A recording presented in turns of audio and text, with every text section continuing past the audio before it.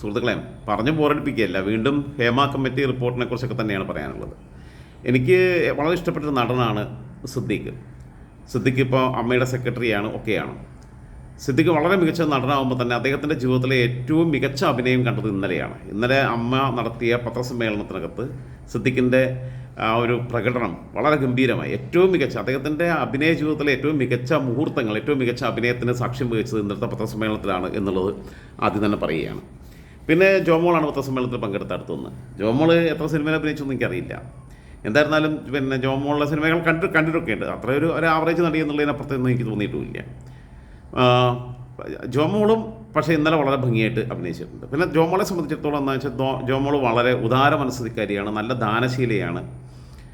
നമ്മൾ ഒരാവശ്യം ഉണ്ടെങ്കിൽ അങ്ങോട്ട് ചോദിക്കേണ്ട, കണ്ടറിഞ്ഞ് സഹായിക്കാനുള്ള മനസ്സുള്ള ആളാണ് ജോമോൾ. വളരെ ജോമോളുടെ ദാനശീലവും ജോമോളുടെ ഉദാര മനസ്ഥിതിയും പിന്നെ കാരുണ്യവും മറ്റുള്ളവരെ സഹായിക്കാനുള്ള മനസ്സും ഒക്കെ വളരെ വിശ്വപ്രസിദ്ധമാണ് ചലച്ചിത്ര മേഖലയിൽ. ഓക്കെ, അതുകൊണ്ട് കൂടുതൽ അതിനെക്കുറിച്ച് കമൻറ്റ് ചെയ്യുന്നില്ല. ഓക്കെ, അപ്പോൾ ദാനശീലയാണ്. പിന്നെ ആർക്കും എപ്പോഴും പിന്നെ ജോമോളെ വീട്ടിലേക്ക്, ജോമോളുടെ റൂമിലേക്കൊക്കെ എന്ന് പറഞ്ഞാൽ ആർക്കും എപ്പോഴും വേണമെങ്കിൽ നമുക്കൊരു ആവശ്യം ഉണ്ടെന്നുണ്ടെങ്കിൽ നമുക്ക് ഒന്ന് തട്ടി വിളിക്കേണ്ട പോലും ആവശ്യമില്ല. എല്ലാ പിന്നെ സഹായം അഭ്യർത്ഥിച്ച് വരുന്ന എല്ലാ ആളുകളുടെയും മുമ്പിൽ വാതിലുകൾ തുറന്നിട്ടിരിക്കുന്ന ഒരു പിന്നെ വളരെ നല്ല ഒരു പെൺകുട്ടിയാണ്. ഓക്കെ, നോക്കട്ടെ, ഇനി അതിനെക്കുറിച്ച് കൂടുതൽ പറയുന്നില്ല. പിന്നെ ഇപ്പം ജോമോള് ആദ്യം അഭിനയിച്ച പലരും ഇപ്പോൾ MTയെക്കുറിച്ചൊക്കെ വല്ലാതെ പറയാറുണ്ട്. എനിക്ക് മലയാളത്തിലെ ഏറ്റവും നല്ല എഴുത്തുകാരെന്ന് പറയുന്നത് ഒന്ന് കോവിലൻ, ഒന്ന് പിന്നെ നമ്മുടെ ഇപ്പോൾ ആധുനിക കാലത്താണെങ്കിൽ ഇപ്പോൾ ബെന്യാമിനൊക്കെ നന്നായിട്ട് ആടുജീവിതം അത് പിന്നെ നിലവിലുള്ള സാധനത്തിനെയാണ് പിന്നെ ഒന്ന് മിനുക്കിയെടുക്കാനുള്ള ഇതാണ് ഉണ്ടായത്.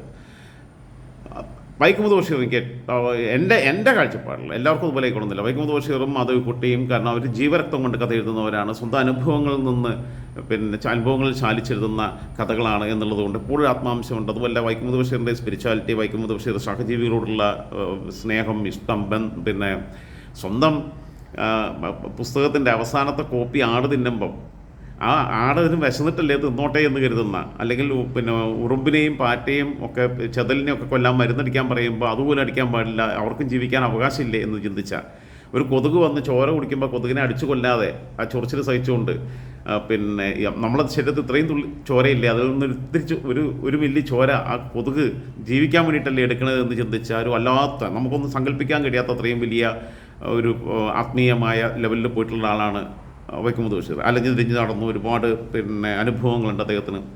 പ്രണയത്തെക്കുറിച്ച് ഏറ്റവും മനോഹരമായിട്ട് പറഞ്ഞിട്ടുണ്ട് അദ്ദേഹം.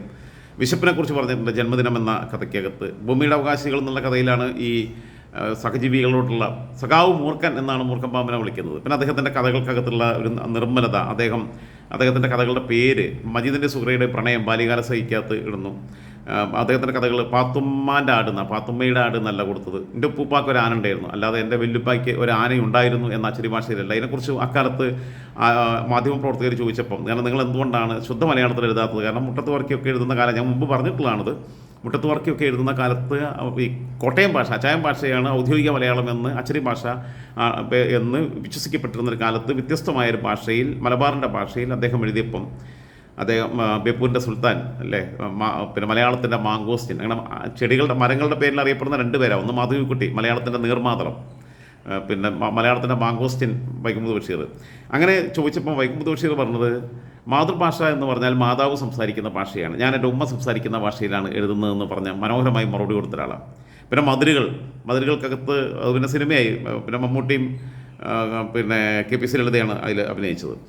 ആ സിനിമയ്ക്കകത്ത് തന്നെ രാജ്യസ്വാതന്ത്ര്യത്തിന് വേണ്ടി പോരാട്ടം നടത്തി സ്വാതന്ത്ര്യ സമരത്തിൽ പങ്കെടുത്തതിൻ്റെ ഭാഗമായി ജയിലിലടയ്ക്കപ്പെട്ട ബഷീറിൻ്റെ കഥാപാത്രം ബഷീറിൻ്റെ സ്വന്തം അനുഭവത്തിൽ തന്നെയായി സാധനങ്ങളൊക്കെ എഴുതുന്നത്.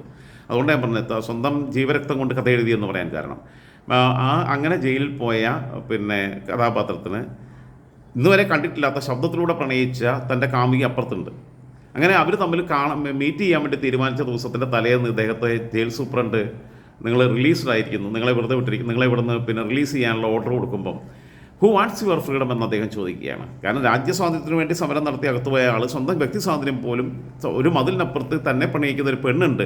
അപ്പോൾ അതായത് തന്നെ സ്നേഹിക്കുന്ന ഒരാൾ ലോകത്തിൻ്റെ ഏതെങ്കിലും ഒരു കോണിലുണ്ടെങ്കിൽ ഏത് നരകവും സ്വർഗമാകുമെന്ന ഒരു പ്രണയത്തിൻ്റെ വല്ലാത്ത അനുഭവം പങ്കുവച്ചിട്ടുള്ള ആളാണ്. അങ്ങനെ ഞാൻ പറഞ്ഞു MT ഒന്നുമല്ല, എനിക്ക് വൈക്കം ബഷീറാണ്. നിങ്ങൾക്ക് എങ്ങനെയാണ് ഇഷ്ടം എന്നുള്ളത് നിങ്ങളുടെ ചോയ്സ് അനുസരിച്ചാണ്. ഓക്കെ, പോട്ടെ. അപ്പോൾ എം ഡിയെക്കുറിച്ചും അധികം പറയുന്നില്ല. ഞാൻ ജോമോളുടെ ദാനശീലം പറഞ്ഞു. പിന്നെ സിദ്ദിഖിൻ്റെ ഏറ്റവും മികച്ച അഭിനയ മുഹൂർത്തത്തിനാണ് ഇന്നലത്തെ പത്രസമ്മേളനം സാക്ഷ്യം വഹിച്ചതെന്ന് പറഞ്ഞു. ഇനിയിപ്പോൾ നിങ്ങൾ കണ്ടത് തന്നെയായിരിക്കും, എന്നാലും ഞാനൊരു വീഡിയോ കാണിക്കാം. ഒന്ന്, എൻ്റെ ഫസ്റ്റ് മൂവി തന്നെ ദാദാസാഹിബാണ്. മമ്മൂക്കയുടെ ഹീറോയിനായിട്ടാണ് വന്നത്. ഞാൻ ചെയ്തതിൽ 2 എണ്ണം ഒഴിച്ച് ബാക്കി എല്ലാ ക്യാരക്ടറും നായികയായിട്ട് തന്നെയായിരുന്നു. നമ്മൾ നേരെ സ്ക്രീനിലോ അല്ലെങ്കിൽ നമ്മൾ സാധാരണ സംസാരത്തിലോ കാണുന്ന രീതിയല്ല ഓരോരുത്തരും അടുത്ത് നമ്മളോട് സംസാരിക്കുമ്പോൾ നമ്മളോട് ചോദിക്കണം ക്വസ്റ്റ്യൻ. എനിക്ക് പറയാവുന്നില്ല ഇത്രയും വർഷം അത് കേട്ടല്ലോ. ഞാൻ അതിൻ്റെ വിശദാംശങ്ങളിലേക്ക് പോകുന്നില്ല. അടുത്തത് ഇടവേള ബാബു കറക്റ്റ് ഞാൻ പറഞ്ഞു തരാം. അദ്ദേഹം എന്നോട് പറഞ്ഞ ശരീരത്തെ കുറിച്ചുള്ള കാര്യങ്ങൾ തന്നെയാണ്. അഡ്ജസ്റ്റ്മെന്റ് ഉണ്ടെങ്കിൽ അമ്മയിൽ കയറുകയും ചെയ്യാം. 1.5 ലക്ഷം രൂപ ഒന്നും വേണ്ട, അല്ലെങ്കിൽ ക്യാഷ് അടച്ചിട്ട് കയറണം. ഹരിഹരൻ സാറ് ഞാൻ അഭിനയിച്ച് 3ാമത്തെ ദിവസമായി. അന്ന് രാത്രി സാർ എന്നെ വിളിച്ചിട്ട് പറഞ്ഞു, നമ്മളെ മഹാറാണിയുടെ ഓപ്പോസിറ്റ് റെസ്റ്റോറന്റ് അവിടേക്ക് വരണം എന്ന് പറഞ്ഞു. അതിപ്പോ ഞാൻ ഈ കാണുന്ന പ്രേക്ഷകർക്ക് പറഞ്ഞു തരേണ്ട ആവശ്യമില്ല ഇതിനാണോ സാറ് വിളിച്ചത്. കാരണം എന്റെ അച്ഛനേക്കാളും പ്രായം ഉണ്ടായിരിക്കാം, അല്ലെങ്കിൽ ആ ഏജ് ആയി. എനിക്ക് സങ്കടം വരിക എപ്പോഴും പറയുമ്പോ. അപ്പൊ എന്റെ അടുത്ത് പറഞ്ഞു, നീ വന്നിട്ടില്ലെങ്കിൽ എന്റെ സീന് കട്ട് ചെയ്യും. ഇത്രയും ആഗ്രഹിച്ച ഒരു വേഷം എനിക്ക് കിട്ടിയിട്ട് ഷാജി പട്ടിക്കര സാറാണ് എന്നെ വിളിച്ചത്. പക്ഷെ അദ്ദേഹം പോലും ഇത് അറിയുന്നില്ല. ഞാൻ നിന്ന നിപ്പില് ഭൂമിക്കടിയിലേക്ക് താഴ്ന്നു പോകുന്ന വരെ ഞാൻ സ്തംഭിച്ചു നിന്നു. എന്നിട്ട് എനിക്ക് കരച്ചിൽ വന്നിട്ട് ഞാൻ ഒരു തുള്ളി കണ്ണീര് പോലും വിട്ടാതെ ഞാൻ നല്ല ശക്തിയായിട്ട് പറഞ്ഞു, ഞാൻ വരില്ല, എന്റെ സീന് നിങ്ങൾ കട്ട് ചെയ്തു, എനിക്ക് വിധിയില്ല എന്ന് ഞാൻ വിചാരിച്ചോളാം. ഞാൻ മാമുക്കോയ അങ്കിള്, നമ്മളെ മലയാളി, ഞാൻ എഴുതിയ സിനിമ സ്ക്രിപ്റ്റിൽ അദ്ദേഹം ഉണ്ട്. പക്ഷെ അദ്ദേഹം പറഞ്ഞതും ഒരു മകളോട് പറയാൻ പറ്റിയ കാര്യമൊന്നും. ഇടവേള ബാബു. നിങ്ങൾ ആലോചിച്ച് നോക്കൂ. ഒന്ന് ആ സ്ത്രീ അവരെ ശബ്ദം ഇടുന്നുണ്ട്. എനിക്കിപ്പോഴും ആലോചിക്കുമ്പോൾ കരച്ചിൽ വരുന്നു എന്ന് പറയുന്നുണ്ട്. അതിനകത്ത് സത്യസന്ധമായിട്ടുള്ള വാക്കുകളാണ് നമുക്ക് കേട്ടാൽ മനസ്സിലാവും. അത് നമുക്ക് മനസ്സിലാവുമല്ലോ. കുറേയൊക്കെ ഫേക്ക് ആണെങ്കിൽ കൃത്രിമമായിട്ട് ആരോപണം ഉന്നയിക്കുന്നൊക്കെ മനസ്സിലാവുമല്ലോ. പിന്നെ ജീവിച്ചിരിക്കുന്ന ആളുകളെക്കുറിച്ച് പറഞ്ഞു, ഇടവേള ബാബുവും പിന്നെ കുറിച്ച് പറഞ്ഞൊക്കെ ഉണ്ട്. മരിച്ചുപോയ മാമുക്കയെക്കുറിച്ച് പറഞ്ഞു. ഇടവേള ബാബുവിനെ എന്താണ് അവൻ്റെ കോൺട്രിബ്യൂഷൻ എന്താ മലയാള സിനിമയ്ക്ക് എനിക്കിതുവരെ മനസ്സിലായിട്ടില്ല. ഒന്ന്, അവനെ സ്വന്തം ഇത്തരം കാര്യങ്ങൾ നടക്കണം. പിന്നെ മറ്റൊന്ന്, നിർഗുണപരമ്പരാണെന്ന് ഞാൻ പറയുന്നില്ല. കാരണം വെച്ചാൽ ഇവന്മാർക്ക് ഈ സൂപ്പർ താരങ്ങൾക്കെല്ലാം കൂട്ടിക്കൊടുപ്പ് പിന്നെ നടത്താൻ പറ്റിയ ഒരു ആളായതുകൊണ്ടാണ്, അതിനു വേണ്ടിയിട്ടാണ് അത്തരം മെമ്പർഷിപ്പ് കൊടുക്കുമ്പോൾ പോലും ഈ രീതിയിലുള്ള ഫേവറുകൾ മേടിക്കാൻ പറ്റിയ ഒരു വ്യക്തി എന്ന രീതിയിൽ ഈ അമ്മയുടെ സെക്രട്ടറി സ്ഥാനം അത്തരം ആളുകൾക്ക് വേണ്ടി റിസർവ് ചെയ്യപ്പെട്ടിട്ടുള്ളതാണ്. ഇപ്പോൾ ആളെ ക്വാളിറ്റിയൊക്കെ നമുക്കറിയാമല്ലോ. അപ്പം ഇതൊക്കെ വളരെ മോശപ്പെട്ട രീതിയാണ്. പിന്നെ രണ്ടാമത്തെ, ഈ ഹരിഹരൻ മലയാളത്തിൽ ഏറ്റവും ടാലൻ്റഡ് ആയിട്ടുള്ള ഒരു സംവിധായകനാണ്. മമ്മൂട്ടിയും മോഹൻലാലും വരെ ഹരിഹരൻ സാർ എന്നാണ് അദ്ദേഹത്തെ വിളിക്കുക. മലയാള സിനിമയിൽ എല്ലാവരും അദ്ദേഹത്തെ സാർ എന്നാണ് വിളിക്കുക. മധു സാർ എന്ന് വിളിക്കുന്ന പോലെ തന്നെ ഹരൻ സാർ എന്നാണ് പറയുക. ഇപ്പോൾ അവസാനം എടുത്ത് പഴശ്ശിരാജയാണെന്ന് തോന്നുന്നു മമ്മൂട്ടി വെച്ചിട്ട്, എൻ്റെ ഓർമ്മ ശരിയാണെങ്കിൽ, എനിക്കറിയില്ല. അപ്പോൾ ഞാൻ അപ്ഡേറ്റ് ചെയ്തിട്ടില്ല അത്തരം കാര്യങ്ങളിൽ. ഇപ്പം മകളെക്കാൾ പ്രായം കുറഞ്ഞ ഒരു പെൺകുട്ടിയോടാണ് സെക്ഷൽ ഫേവർ ചോദിക്കുന്നത്. ഇല്ലാന്നുണ്ടെങ്കിൽ നിന്നെ കട്ട് ചെയ്യുമെന്ന് പറയുന്നത്. ആലോചിച്ച് നോക്കൂ.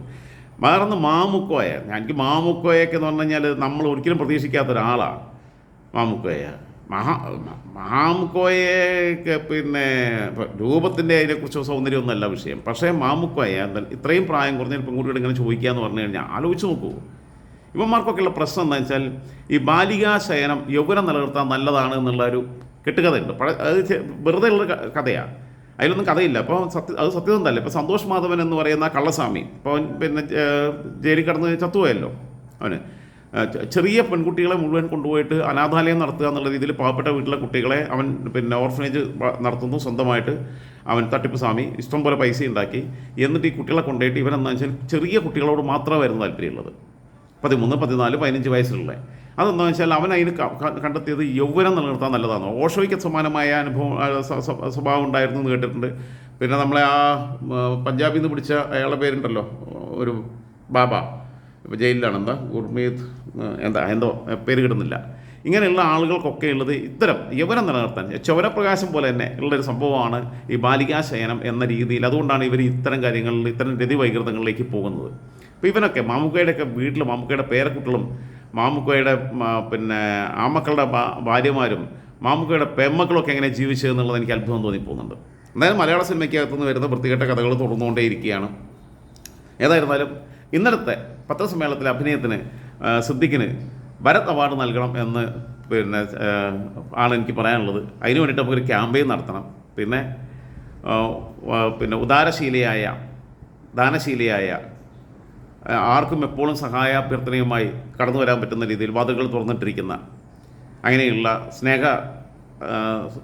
സ്നേഹത്തോടു കൂടിയിട്ട് മാത്രം മനുഷ്യരോട് പെരുമാറുന്ന, ആരോടും ഒന്നും ആരെന്ത് ചോദിച്ചാലും നോ എന്ന് പറയാത്ത ജോമോൾക്ക് സമാധാനത്തിനുള്ള നോബൽ സമ്മാനം കൊടുക്കണം എന്നും കൂടി ഉള്ള ആഗ്രഹം പങ്കുവെക്കുകയാണ്.